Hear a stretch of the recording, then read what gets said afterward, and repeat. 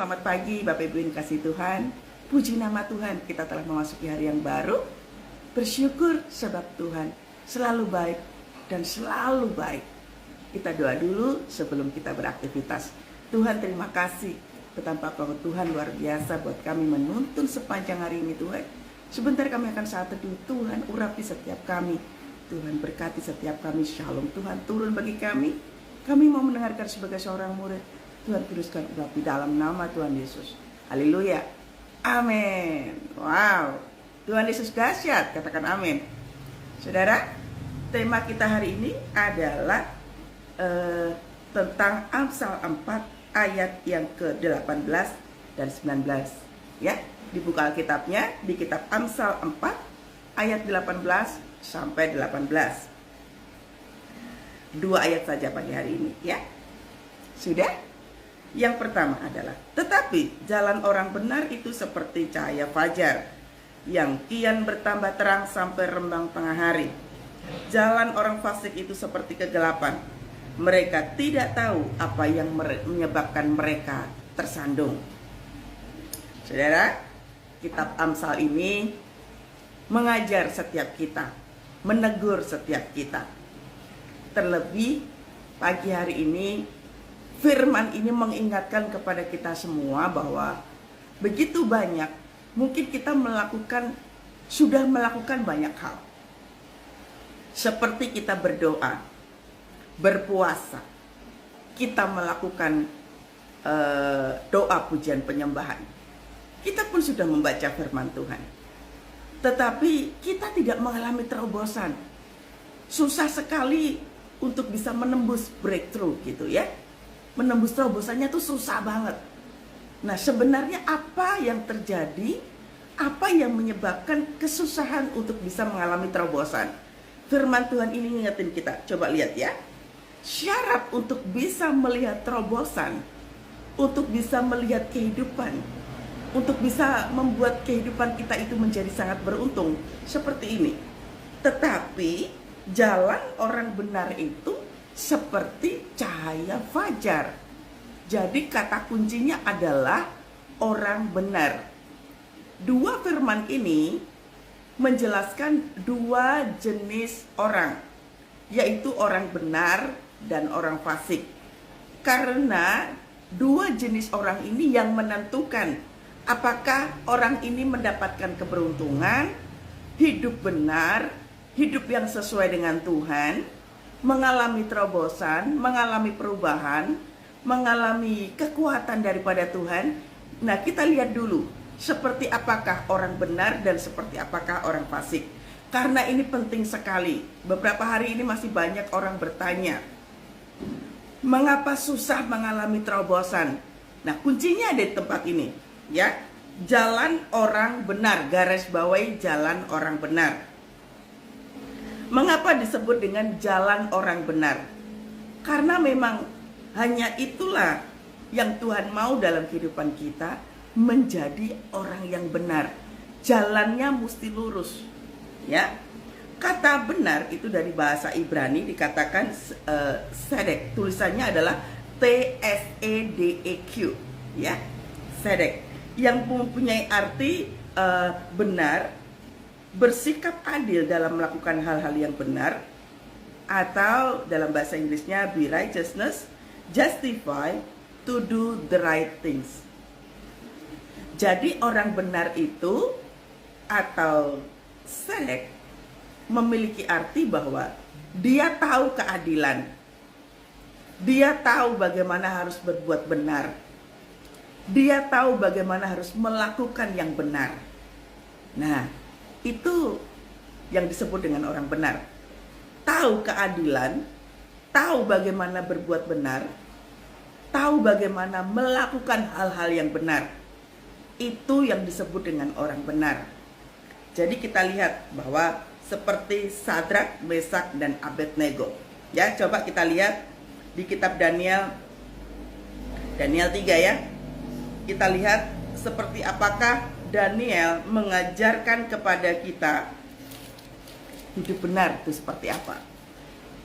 Bapak Ibu bisa lihat di Daniel 3 Ini ceritanya panjang sekali ya. Di mana mereka Sadrak, Mesak dan Abednego itu ditaruh dalam dapur perapian. Oleh karena apa? Oleh karena mereka tidak mau menyembah yang namanya patung tuangan yang dibikin oleh Raja Nebukadnezar. Padahal mereka lagi kerja di situ. Tetapi mereka tetap berpegang teguh kepada janjinya Tuhan. Mereka berpegang teguh kepada perintah Tuhan. Coba perhatikan ya. Raja Nebukadnezar membuat sebuah patung emas yang tingginya 60 hasta dan lebarnya 60 hasta yang didirikan di dataran Dura di wilayah Babel. Maka haruslah kamu sujud menyembah patung yang telah didirikan Raja Nebukadnezar itu. Siapa yang tidak sujud menyembah akan dicampakkan seketika itu juga ke dalam perapi-apian yang menyala. Nah, ini adalah perintah Raja Nebukadnezar yang harus dilakukan oleh Sadrak, Mesak, dan Abednego.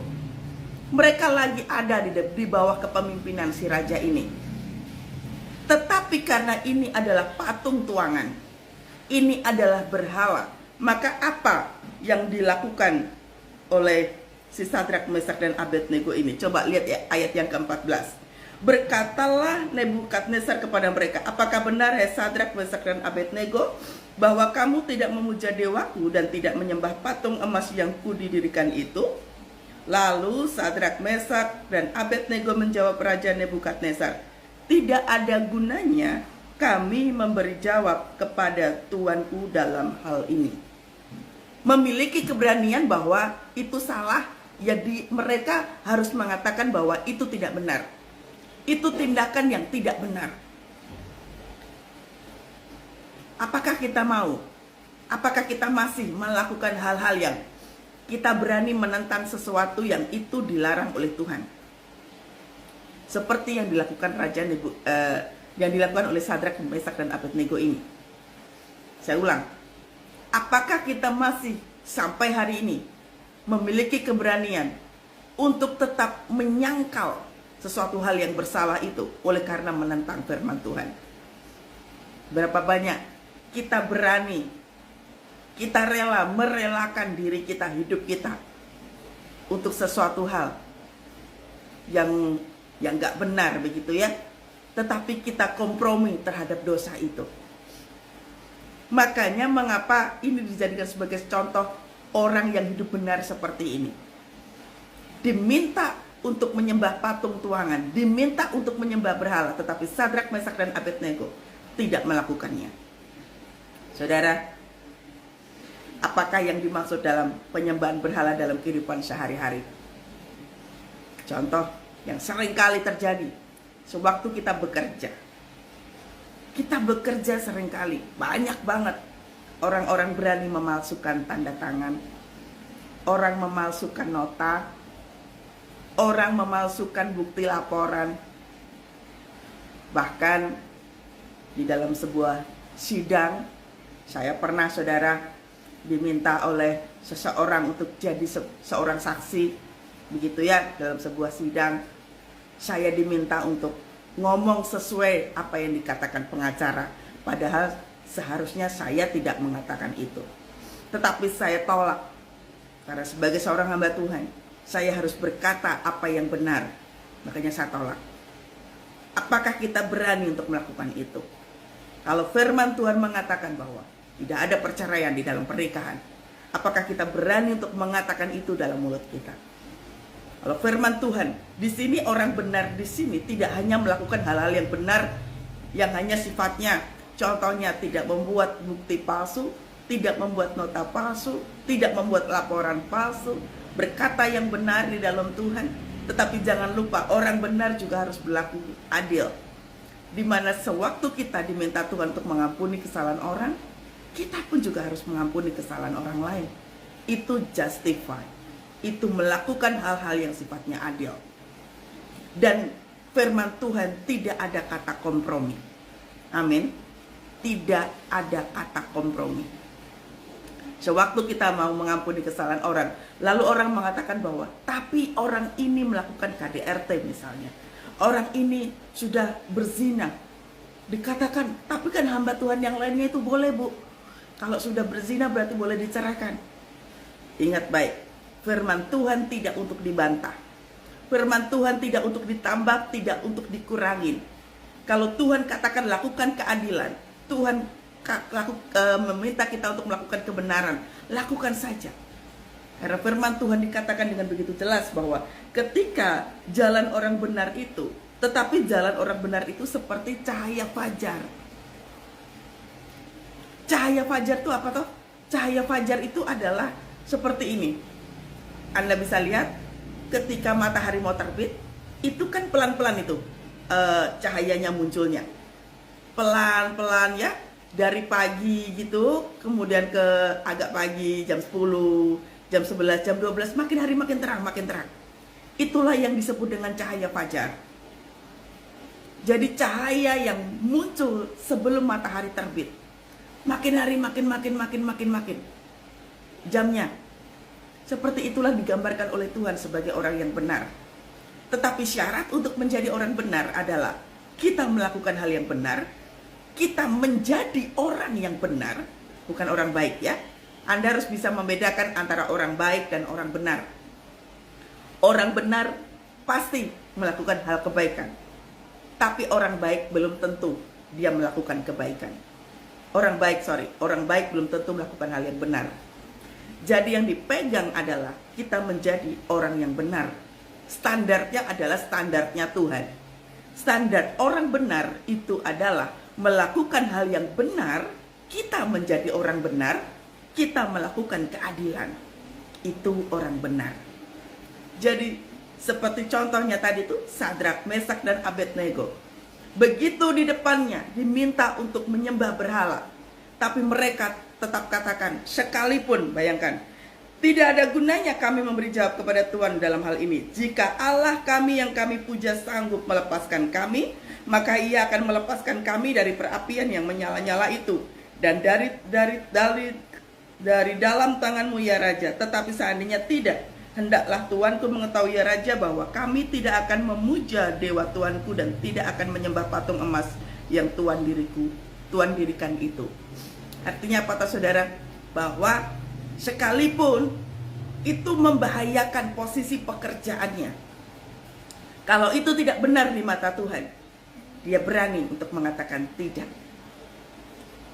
Ini adalah contoh orang hidup benar. Apakah orang hidup benar? Bahwa sekalipun mujizat kehidupan belum terjadi sampai hari ini, kebenarannya adalah bahwa orang benar adalah melakukan hal yang benar. Orang benar adalah menjadi orang benar.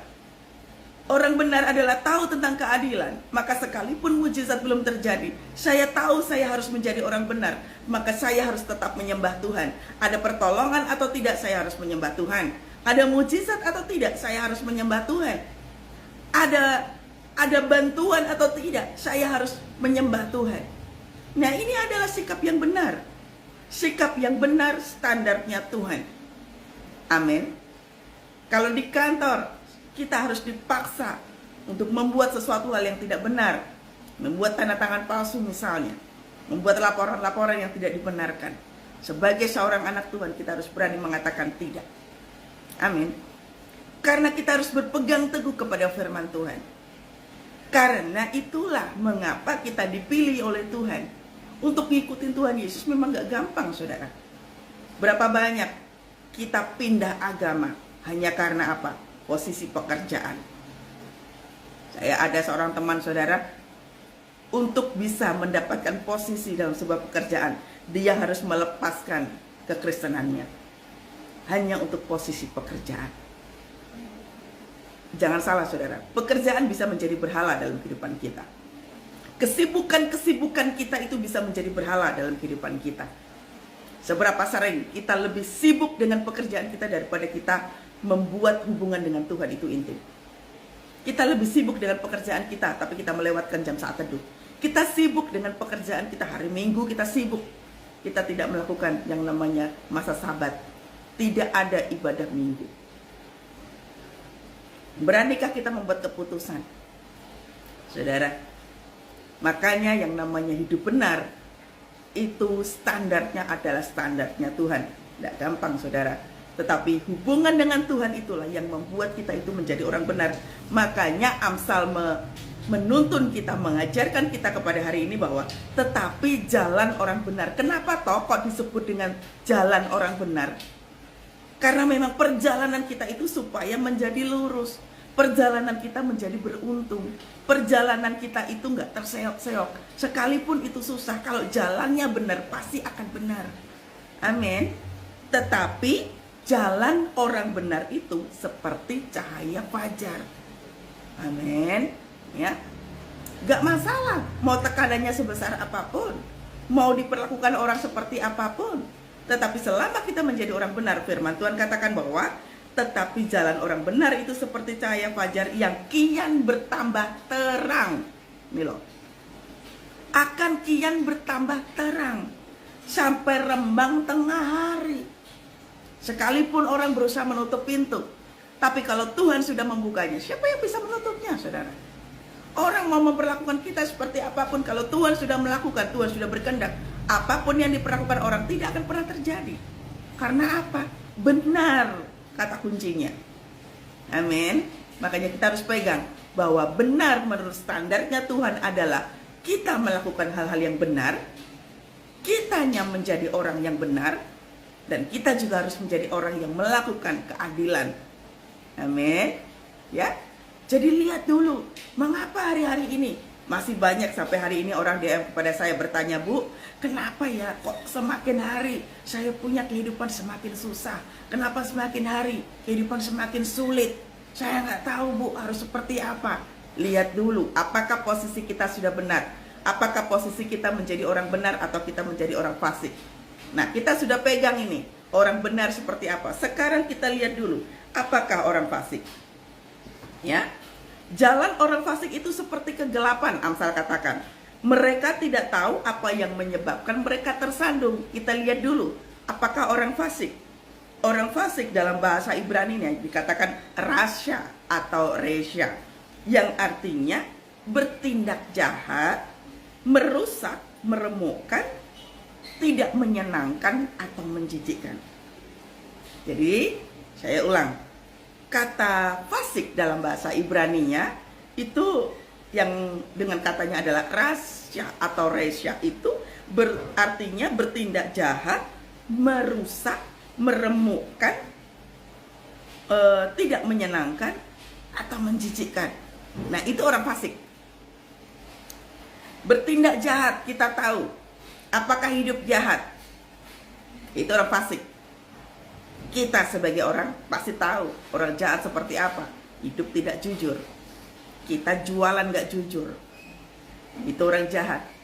Orang jahat itu tidak hanya membunuh, tidak hanya menculik, tidak hanya merampok, tapi orang jahat yang lainnya juga banyak. Julid termasuk jahat, saudara. Kita ngomongin orang juga termasuk jahat. Karena itu termasuk dalam hal apa? Merusak. Dalam bahasa Ibrani-nya ini, kata orang fasik itu memiliki arti merusak. Merusak hubungan. Merusak hubungan pasangan, merusak hubungan anak dengan orang tua.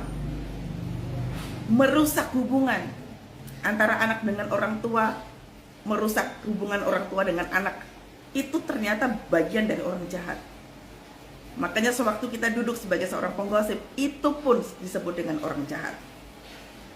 Orang jahat lainnya, orang fasik itu memiliki arti tidak menyenangkan.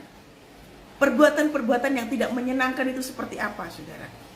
Seperti tadi tuh, waktu kita suka ngomongin orang, tidak menyenangkan adalah suka mengeluh, membawa energi negatif. Saudara, energi negatif itu menular. Sewaktu kita ini, kalau Anda coba, Anda hidup dengan orang yang suka marah-marah. Energi yang selalu diberikan apa? Marah.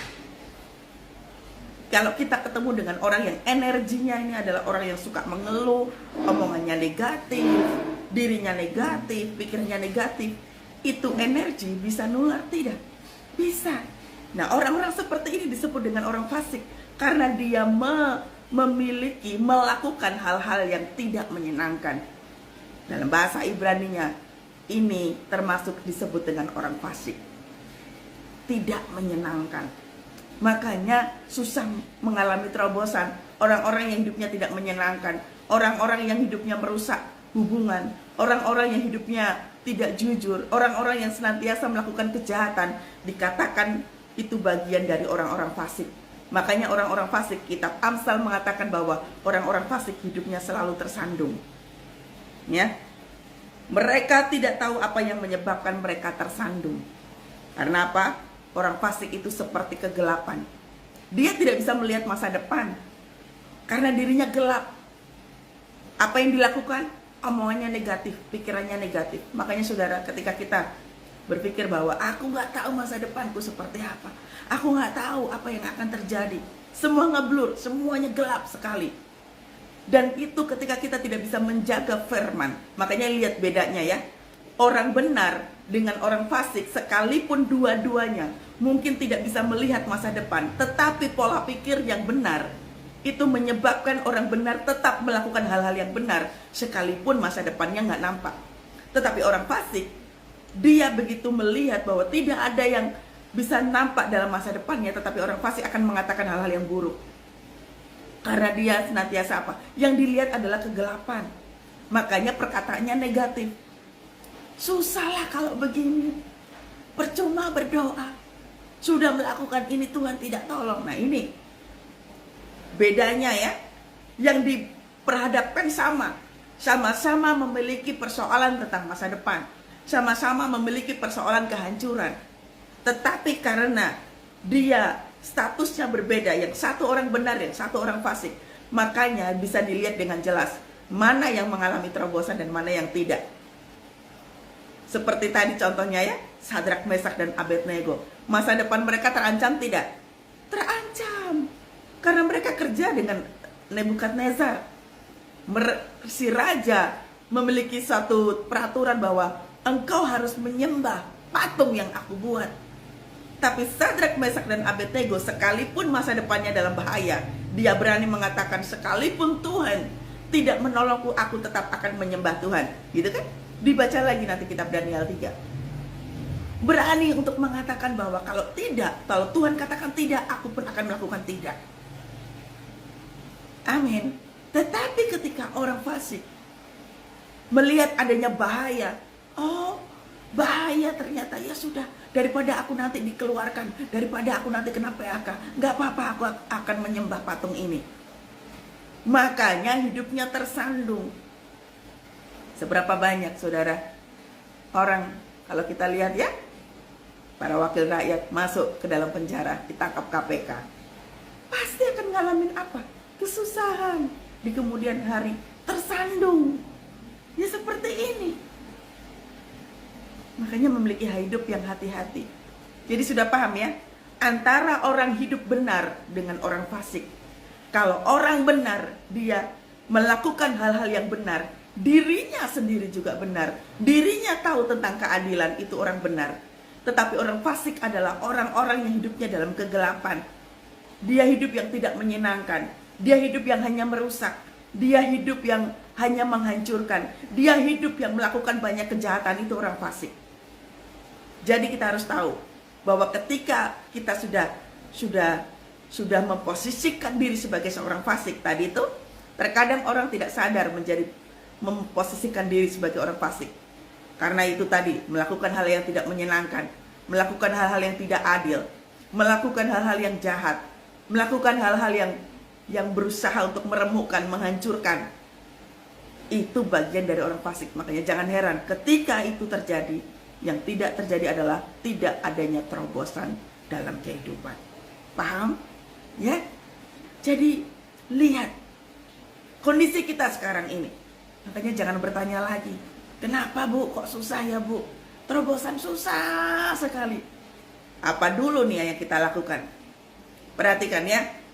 Kemarin saudara, waktu saya perjalanan naik kereta dari Jakarta menuju kota kelahiran saya, saudara. Sewaktu saya sedang merenungkan firman Tuhan, Tuhan ingatkan kepada saya begini, ingatkan kepada jemaatmu di Instagram, bahwa orang berdoa belum tentu memiliki hubungan dengan Tuhan. Tetapi orang yang memiliki hubungan dengan Tuhan, pasti berdoa. Saya ulang ya. Orang yang berdoa belum tentu memiliki hubungan dengan Tuhan. Tetapi hubungan intim pasti adalah orang yang suka berdoa. Orang berdoa itu, coba perhatikan. Makanya saya sering sekali mengatakan bahwa Anda dan saya ketika masuk dalam hadirat Tuhan, rasakan dulu hadirat Tuhan. Kalau orang berdoa, belum tentu saudara dia memiliki hubungan yang intim. Karena apa? Kita datang kepada Tuhan cuman untuk berdoa saja, tetapi tidak merasakan yang namanya keintiman, tidak merasakan yang namanya kedamaian di hati. Ya, banyak sekali kita sudah doa bu. Pertanyaan saya, apakah ada keintiman di dalamnya?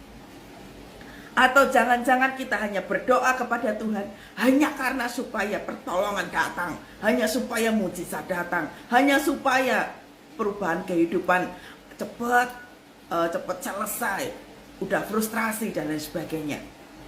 Coba kita lihat itu.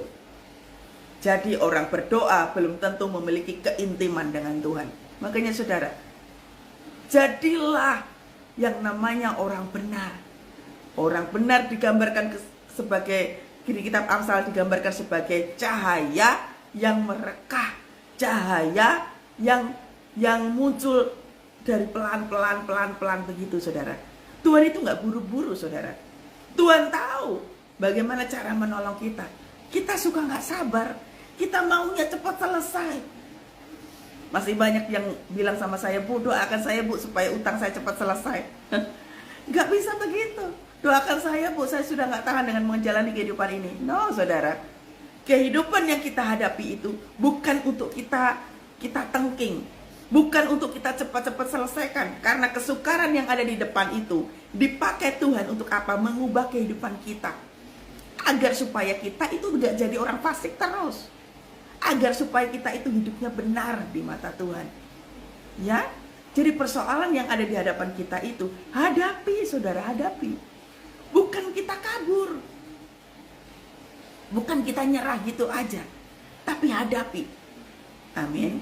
Segala sesuatu yang Tuhan izinkan terjadi, itu pasti ada intervensi di dalamnya. Makanya jadilah orang benar. Orang benar memiliki keintiman dengan Tuhan, karena dirinya benar. Kalau dirinya sudah benar, dia melakukan hal-hal yang benar, dan dia melakukan yang adil. Amin. Ya. Jadi kalau sampai hari ini kita belum mengalami terobosan, sekarang itu kita itu coba lihat dulu. Orang benar itu suka sekali mengucap syukur. Tadi saya sudah bilang kan, orang fasik itu melakukan yang tidak menyenangkan. Tidak menyenangkan dalam hal apa ini? Tidak menyenangkan Tuhan, tidak menyenangkan pasangan, tidak menyenangkan kehidupan dengan keluarga, tidak menyenangkan kehidupan yang benar-benar menyenangkan. Itu orang fasik. Jadi sewaktu kita mengeluh terus, kita tidak menyenangkan hati Tuhan. Menyenangkan hati Tuhan itu simpel saudara. Sewaktu kita mengucap syukur di hadapan Tuhan, itu menyenangkan hati Tuhan. Sewaktu kita memuliakan Tuhan, itu menyenangkan hati Tuhan loh. Sewaktu kita mengatakan bahwa begitu kehancuran datang, begitu kita direndahkan sama orang, kita dihancurkan oleh orang, kita masih tetap memuji kebesaran Tuhan, itu menyenangkan Tuhan. Amin. Itu menyenangkan Tuhan. Jadi saudara, alami terobosan. Terobosan itu terjadi, syaratnya adalah orang benar. Yaitu dirinya benar, dirinya melakukan hal-hal yang benar, dirinya tahu keadilan. Itu orang benar. Nah sekarang orang benar itu seperti apa? Coba lihat. Orang fasik itu seperti apa? Kita lihat contohnya Yudas Iskariot. Yudas Iskariot, si murid Tuhan Yesus yang menyerahkan Tuhan Yesus, kita tahu cerita ini ya. Kalau kita itu suka nonton film ini, kita suka sebel sama perilaku Yudas, betul? Tapi seberapa sering kita itu sebenarnya memposisikan diri seperti Yudas? Hanya demi berapa shikal saudara? Hanya demi 30 perak, keping perak. Cuma 30 shikal doang loh, 30 keping perak doang loh. Yang dibutuhkan si Yudas itu untuk menyerahkan Tuhan Yesus. 30 keping perak itu kalau dikurskan Kurs sekarang itu kan US dollarnya berapa? 15.500. Ya sekitar itulah ya 2024. Kalau kita rupiahkan itu tuh sekitar ya 300 ribuan. 300 ribu doang. Hanya untuk apa toh? Hanya untuk menyerahkan Tuhan Yesus. Artinya apa toh saudara? Ini bukan tentang 300 ribu. Bukan. Tetapi untuk sesuatu hal yang murah, kita tukar Tuhan Yesus. Seberapa sering kita lebih sibuk dengan pekerjaan kita dibandingkan membangun hubungan yang intim dengan Yesus? Seberapa sering kita rela untuk tidak melakukan firman Tuhan? Demi apa? Demi mendapatkan kebaikan pribadi. Itulah yang disebut dengan Yudas, spirit Yudas, yaitu menyerahkan kehidupan kita untuk sesuatu hal yang melukai hati Tuhan. Orang melepaskan kekristenannya untuk menikah dengan agama lain hanya demi 300 ribu tadi tuh. Ini bukan tentang uang yang 300 ribu, tetapi sungguh-sungguh hal yang murah. Tuhan Yesusnya ditukar untuk sesuatu hal yang murah. Seringkali tanpa kita sadari kita pun begitu. Sewaktu kita bikin tanda tangan palsu, kita membuat laporan-laporan palsu, kita menukar 300 ribu dengan Tuhan Yesus. Bukankah itu menyedihkan? Nah, makanya mengapa orang fasik digambarkan dalam kitab Amsal, digambarkan dengan yang namanya orang jahat, orang yang tidak menyenangkan, orang yang suka menghancurkan, orang yang suka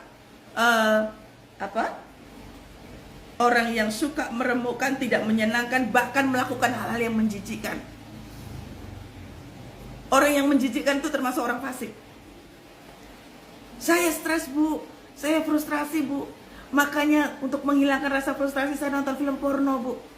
Saya stres bu, saya mesti pergi dugem karena saya itu betul-betul frustrasi bu.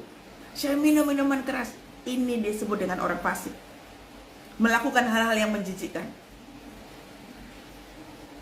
Bahkan ada orang konseling sama saya, pasangan begitu, dia datang kepada saya, dia ngomong begini, kalau istri saya marah ibu, saya pergi keluar, saya dengan wanita lain. Ini menjijikkan. Ini orang fasik. Makanya tidak heran ketika orang fasik masuk dalam rumah, kehancuran toh yang terjadi. Karena bagian dari orang fasik itu adalah tidak hanya menjijikkan, tetapi dia juga menghancurkan, dia juga melakukan hal yang tidak menyenangkan. Makanya terjadi kehancuran. Nah, orang yang seperti ini susah mengalami terobosan. Paham ya sekarang ya? Posisi kita ada di mana sekarang? Apakah kita sudah memposisikan diri sebagai orang benar, ataukah kita menjadi orang fasik? Karena kalau orang benar, standarnya benar, itu adalah melakukan hal-hal yang benar. Hal-hal yang benar, kalau kesusahan untuk bisa mencari hal-hal yang benar itu seperti apa? Lihat aja 10 perintah Allah. Udah lihat aja itu. Kalau kesusahan untuk bisa membedakan, kesusahan untuk bisa melihat, liatin aja tuh 10 perintah Allah. 10 perintah Allah yang pertama itu. Perintah yang pertama itu apa toh? Mengasihi Tuhan dengan segenap hati, dengan segenap jiwa. Pertanyaannya adalah, apakah kita masih mengasihi Tuhan dengan segenap hati, dengan segenap jiwa? Orang mengasihi Tuhan dengan segenap hati, dengan segenap jiwa, dia tahu bagaimana cara mengasihi Tuhan. Dia tahu kalau dia cinta sama Tuhan, sama seperti Yusuf saudara. Yusuf sewaktu dia berada dengan istri Potifar, ya, sekalipun dia digoda, Yusuf mengatakan tidak, dia langsung kabur. Kenapa? Karena dia tahu hidup dalam pengurapan. Yusuf tahu hidup dalam pengurapan itu artinya dia menaruh rasa hormat, dia menaruh rasa takut akan Tuhan. Dia tahu integritas. Ini Yusuf. Makanya berani untuk mengatakan tidak, berani untuk kabur untuk sesuatu hal yang tidak benar. Kita pun demikian. Apakah kita mengasihi Tuhan dengan segenap hati, dengan segenap jiwa? Karena orang yang mengasihi Tuhan dengan segenap hati, dengan segenap jiwa, dia akan memprioritaskan Tuhan. Tuhan itu prioritas. Bangun pagi, Tuhan. Mau membuat keputusan, Tuhan dulu. Mau melakukan apa saja, Tuhan dulu. Apapun itu Tuhan terlebih dahulu. Saya punya leader, saudara. Leader saya mengajarkan begini. Kamu lebih baik datang terlambat waktu kerja daripada kamu tidak memulai membangun api dengan Tuhan. Lebih baik kamu terlambat sekolah daripada kamu tidak membangun api dengan Tuhan. Sewaktu saya merenungkan itu memang betul. Karena membangun hubungan dengan Tuhan itu tidak kenal yang namanya kompromi. Seringkali kita lebih mengutamakan meeting, kita lebih mengutamakan ketemu sama orang dibandingkan ketemu sama Tuhan. Makanya orang-orang yang seperti ini tidak mengalami terobosan. Saya belajar, saudara. Sampai hari ini saya belajar. Saya belajar untuk bisa melihat adanya sesuatu hal yang dahsyat di dalam Tuhan. Amin. Kita harus tahu Tuhan itu menuntun kita dari hari ke hari. Makanya waktu kita doa, saudara, jangan buru-buru. Yang namanya kita doa, Tuhan aku butuh ini, Tuhan aku berdoa untuk ini, untuk ini. Doa itu jangan asal bunyi, saudara. Doa jangan asal kita ngomong, saudara. Rasakan dulu hadirat Tuhan.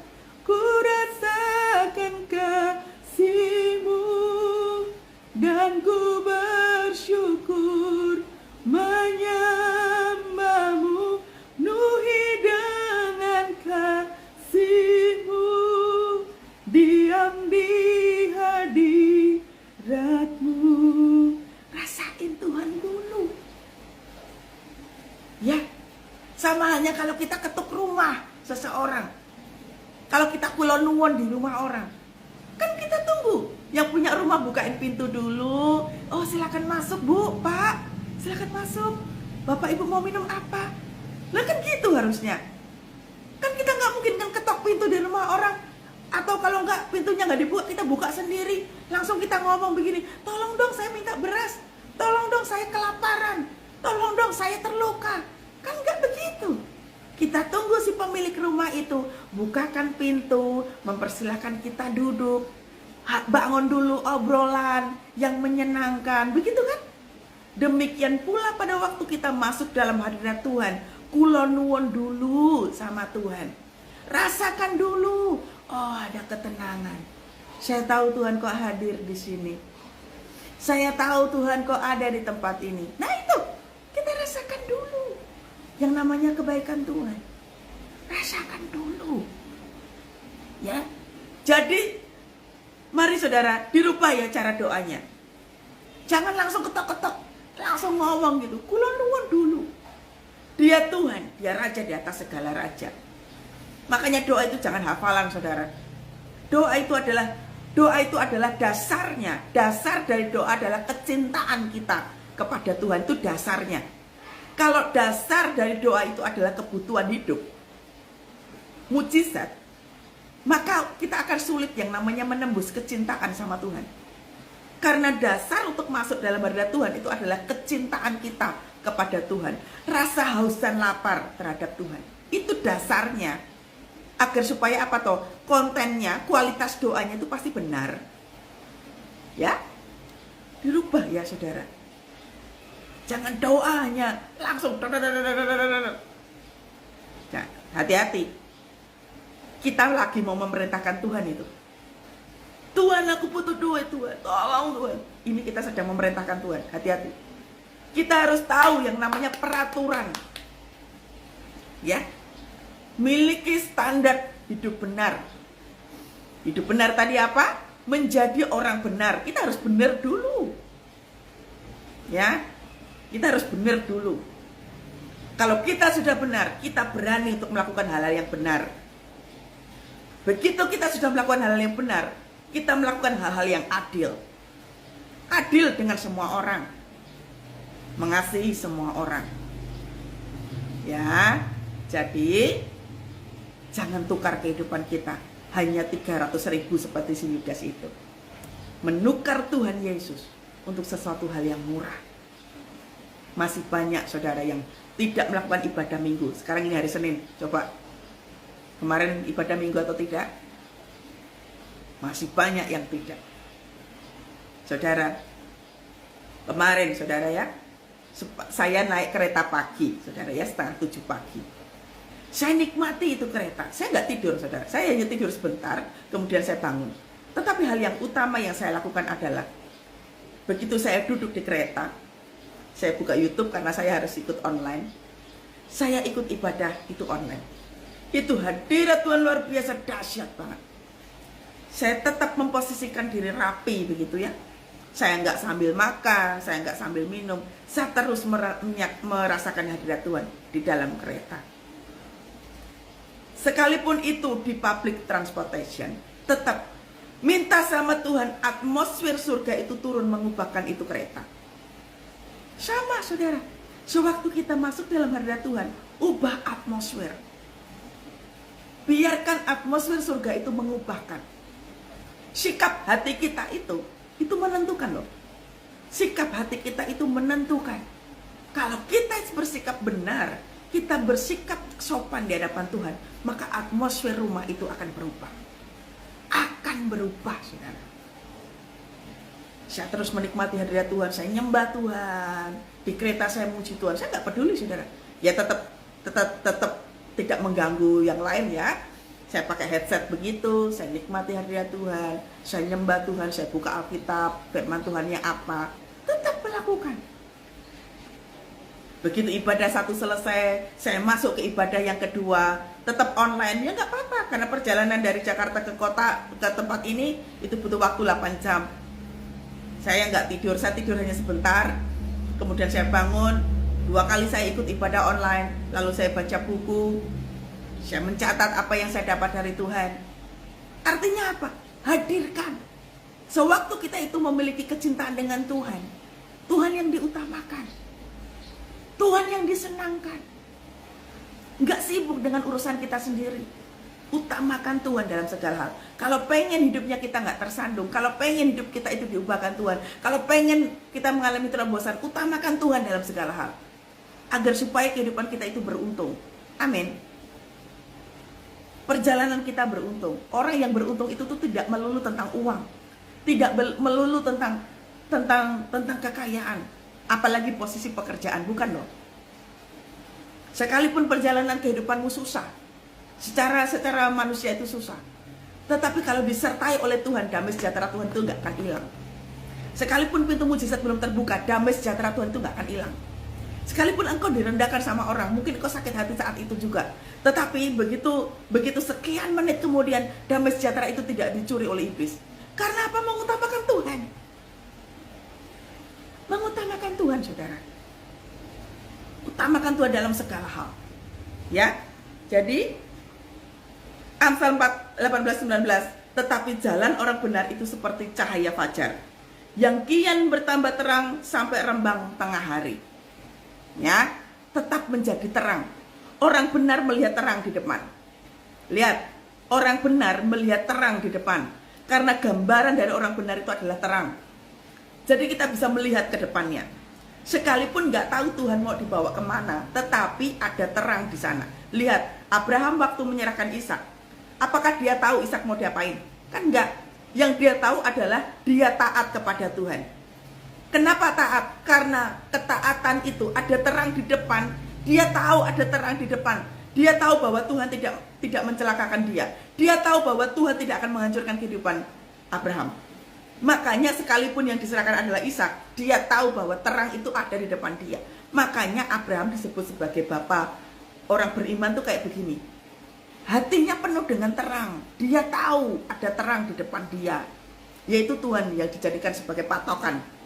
Dia tahu bahwa dia Tuhan Allah yang tidak mencelakakan. Dia tahu dia Tuhan yang tidak akan menghancurkan. Dia tahu. Nah, ini adalah gambaran dari orang hidup benar. Sewaktu saya mengalami persoalan kehidupan, ya saya sudah cerita ya, bahwa rumah saya roboh waktu di belakang. Rumah belakang saya mengalami roboh. Tapi orang pertama, sosok pertama yang saya sembah adalah Tuhan. Saya tidak mengizinkan saya untuk ngomong negatif. Saya tidak izinkan untuk pikiran saya negatif, tidak. Saya mengatakan bahwa Tuhan Engkau baik. Tuhan Engkau baik. Tuhan Engkau baik. Aku punya Tuhan yang besar, yang telah berjanji dan sanggup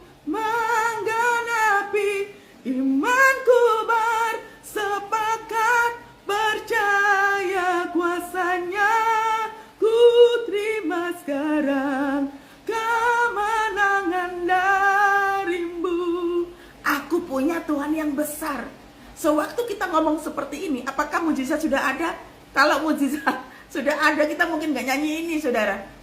Sewaktu semuanya pintu sedang tertutup, kita gak ada pertolongan. Aku punya Tuhan yang besar. Karena orang benar itu adalah gambaran terang. Dia tahu bahwa penciptanya tidak akan melukainya, penciptanya tidak akan mencelakakannya. Rancangan-rancangan yang ada padaku, kata Tuhan, adalah rancangan yang membawa damai sejahtera, bukan rancangan kecelakaan. Jadi hati-hati ketika kita ngomong, kok Tuhan membiarkan saya begini, berarti kita tidak tahu siapa Tuhan kita. Karena firman Tuhan jelas banget. Rancangan Tuhan, makanya untuk masuk dalam rancangan Tuhan, jadilah orang benar, masuklah dalam hadirat Tuhan, dan lihatlah, Tuhan akan membuktikan sendiri dalam kehidupan kita bahwa rancangannya itu memang benar. Rancangannya itu membawa damai, sejahtera, dan sukacita. Ya, jadi sudah tahu sekarang. Yang membuat kehidupan kita beruntung, yang membuat kehidupan kita mengalami terobosan adalah kuncinya hidup benar. Kita yang harus benar dulu. Utamakan Tuhan dalam segala hal. Amin. Sudah, saya selesai, saudara. Jadi PR ya, sepanjang hari ini praktek di hadapan Tuhan, menjadi orang benar. Tidak apa-apa, saudara. Engkau diperlakukan orang seperti apa, posisikan diri sebagai orang benar. Engkau yang ditinggalkan oleh pasanganmu, posisikan diri jadi orang benar. Udah mengalami kehancuran, sesuatu hal yang chaos, tetap posisikan diri jadi orang benar. Seperti pasukan yang kocar-kacir itu loh, saudara ya. Begitu kocar-kacir pasukannya, langsung memposisikan diri sebagai barisan yang benar. Barisan yang benar, duduknya berdirinya yang benar, posisi yang benar, itu pasukan yang benar. Amin, ya. Itu PR-nya. Jadi tahu mengapa kita susah mengalami terobosan. Oh, rupanya saya belum jadi orang benar. Oke Tuhan, thank you Tuhan. Aku mau. Amin. Kita doa sama-sama. Tuhan, terima kasih. Sungguh Engkau mengajarkan kepada kami bagaimana kami fokus untuk menjadi orang benar. Orang benar. Kami mau menjadi hidup benar. Kami mau melakukan hal-hal yang benar. Kami mau bersikap adil.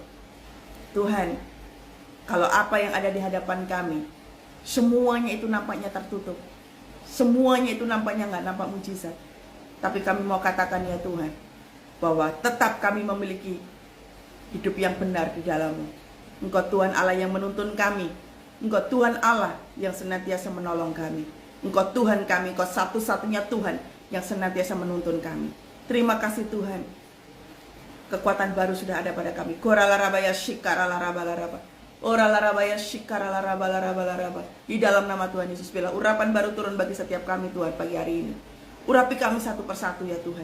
Tuntun kami ya Tuhan. Ketika kami sudah mulai keluar dari jalur-Mu ya Tuhan, biarlah tuntunan daripada Tuhan turun bagi setiap kami. Di dalam nama Tuhan Yesus. Di dalam nama Tuhan Yesus. Koralarabaya shikaralaraba. Koralarabaya shikalaraba. Saudara, pagi hari ini Tuhan ingatkan, sewaktu tadi berdoa, Tuhan ingatkan begini, doa, jangan asal berdoa. Nikmati hadirat Tuhan terlebih dahulu. Nikmati hadirat Tuhan terlebih dahulu. Rasakan hadirat Tuhan, bangun hubungan yang dekat dengan Tuhan. Horalarabaya shika. Ayo katakan sama-sama. Horalarabaya shikaralaraba. Yes Tuhan, yes Tuhan. Kami mau hari-hari ini kami menikmati hadirat Tuhan. Kami mau merasakan kasih Tuhan. Ku rasakan kasih-Mu, diam di hadirat-Mu. Ku rasakan kasih-Mu,